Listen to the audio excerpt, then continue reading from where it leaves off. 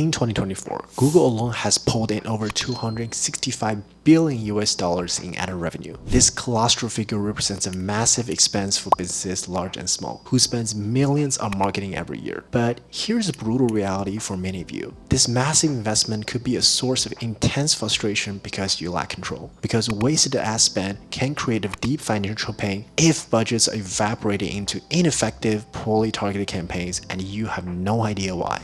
This is yet at James. I explain complex ad solutions for business owners. I'm about to give you 11 most critical concepts in paid digital advertising. And if you stick till the end of this video, you will gain a better control over your strategy and establish clear financial accountability for every dollar spent. First, I'm gonna let you in on a little secret. All advertising works. The only thing that differs between them is how well they do. So the number one metric that is practical is called CLV, customer lifetime value. So think about your customer lifetime value as a maximal affordable commission you're willing to pay to acquire a customer over their entire relationship with your business. For example, if you're selling an app for a monthly subscription model, it costs you $5 for you to acquire that customer, also called CPA, cost per acquisition, and your monthly subscription, what you sell, is $15. So in this transaction alone, your gross profit for the first month is $10. But if a customer on average stays with you for 10 months, your gross profit will come down to $150 minus 5, which is $145.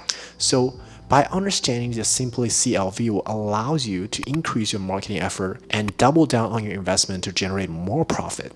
You can deliberately now run ads that seems cost more than $5 on the first transaction because you know the customer will repurchase repeatedly. So maybe which makes your marketing much more profitable over the next 10 months. So if you are a business owner, start to demand this number from your agency or calculate it yourself. You can leverage this number to set your ad budget. Number 2, ROAS and break-even ROAS. So ROAS stands for return on advertising investment. This concept should be thought of as a multiplier. What do you make for every dollar spent? A good rule of thumb is to start with a minimum ROAS like 3.1, which means for every dollar spent, expect to get $3 back or higher. And any campaign with ROAS below $1 is basically losing money on ad spend alone. But as I suggested, if you already have your LTV or CLV calculated, you can allow your ROAS to go below 1.0 if you know your CLV will be positive for the long term. More importantly, you should also know your break-even ROAS, which is calculated by 1 over percentage of gross margin. So if you sell a product at $100 and your cost of goods sold is 40, your margin will be 60% in this case. Your break-even ROAS is calculated by 1 over 60%, which is 1.6. So what this means, if you run a campaign on Google, Meta, and Facebook, anything above $1.6 means you are already making money. So far, so good. So ROAS tells you exactly where to put your dollars. You can shift the budget around from channels or campaigns from $2.1 ROAS to channels with 6 to 1 ROAS to maximize return. It also shows you how much revenue is actually generated from this advertising versus from your organic sale. Number 3, marketing funnel.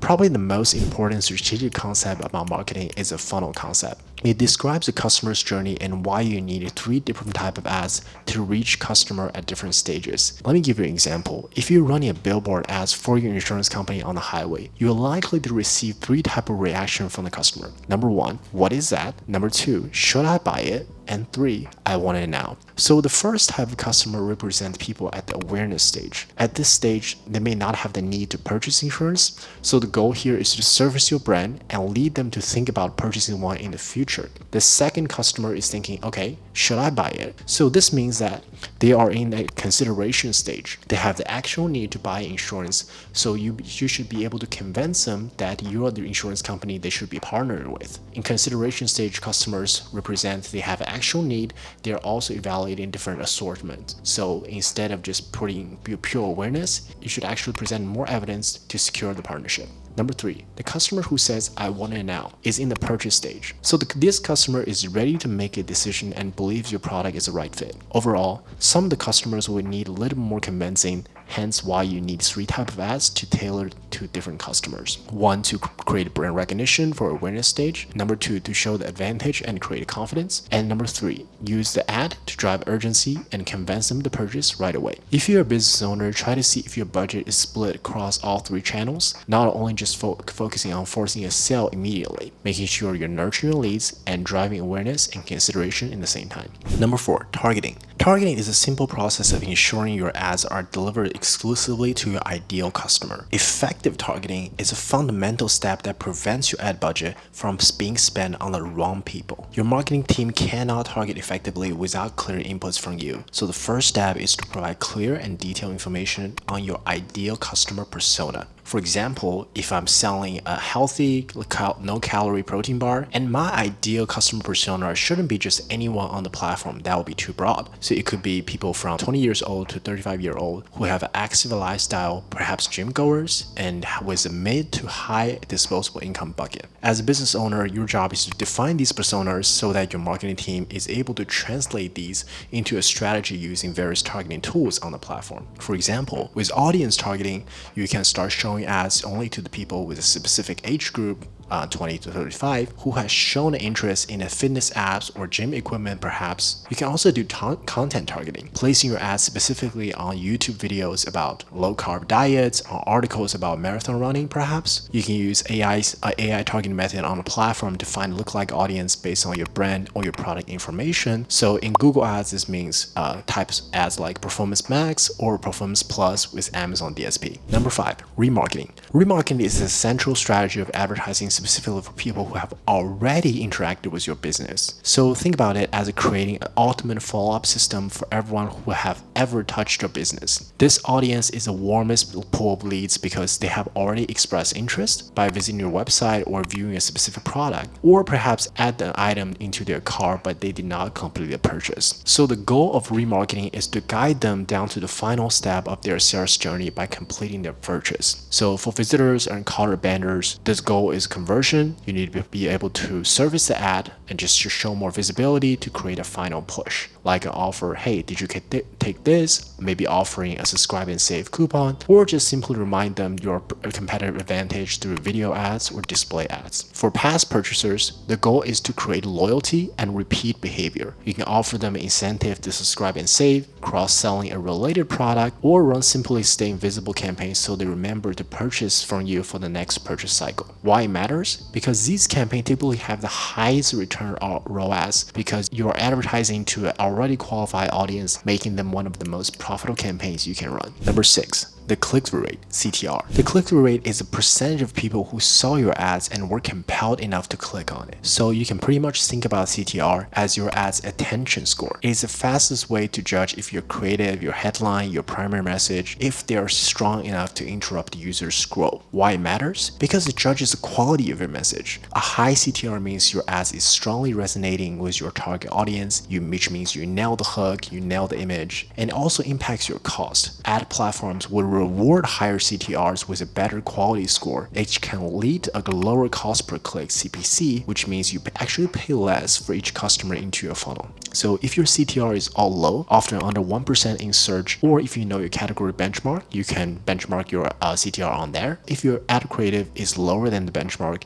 which means you're failing to grab attention and must be replaced immediately. Number 7, the cost per click, CPC. The CPC is the actual dollar amount you pay to get each individual to click on your ad and land on your website. Why this matters to you? Because this controls the volume. The CPC directly determines how many clicks you can afford with your fixed budget. If your CPC is high, which means you're getting few visitors for the same budget, and it's an auction signal because CPC is a real-time indicator of the competition of your audience. Rising CPC often means that other businesses may be aggressively bidding on the same audience through keywords, through audience targeting. This signals a higher competition with an overly broad audience. So stable and failing CPC often indicates optimized targeting or better ad quality. A higher CTR could also help lower your CPC. With your marketing team, I would recommend monitoring your CPC daily. If this spikes without a corresponding rise in sales, your first move is either to narrowing down your targeting to be more precise or improve your ad creative to lower the price. Number 8,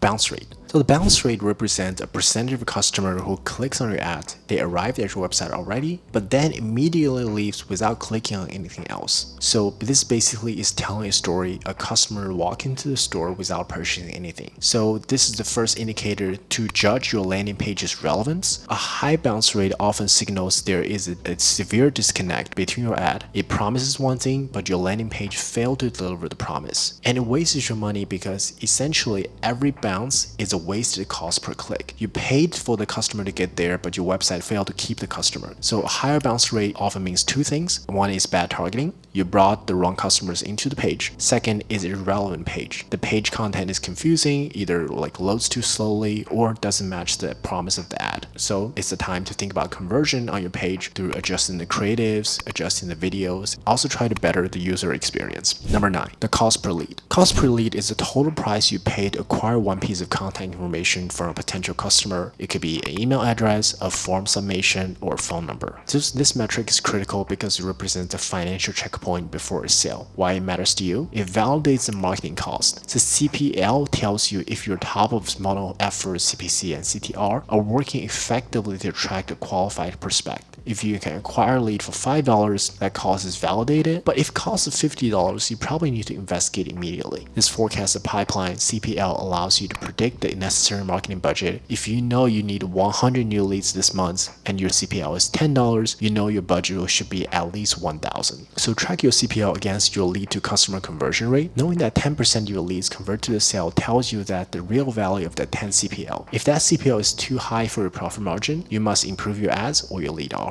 Number 10, conversion rate. Conversion rate is a metric that for evaluating your entire sales machine. It is a percentage of people who arrive on your site and complete the purchase. So think about this number as your business's ultimate closing rate. Why this matters? Because it judges your offers. Your CVR shows the selling power of your website and your product. If you have a high CVR, your price, your product, and your landing page designs are perfectly aligned with the marketing demand. And it also determines the scale. If you can increase your conversion rate, you are automatically making more money of the exact same ad spend. So this allows you to afford a higher CPC and spend more aggressively than your competitors and let you dominate the market a little bit more. Last but not the least, cost per acquisition. The cost per acquisition is the total amount you spend on advertising to earn one new paying customer. This is the most critical metric when it comes to business owners because it reveals the true price of growth. It determines the profitability. CPA is a direct financial link between the marketing and your bank account. Your fundamental business rules are simple. CPA must be significantly lower than the profit margin you're making on your customer's first purchase. If your CPA is 100, you're only making 75 on the profit, which means you're losing $75 on each new customer you acquire. So if you have a sustainable CPA, you can spend aggressively and confidently knowing that exactly how much you can invest to secure the next customer. So overall, your team should know the target CPA needed to maintain the profitability. If your CPA starts to rise, it means your current campaigns are becoming unsustainable and you must pause and optimize them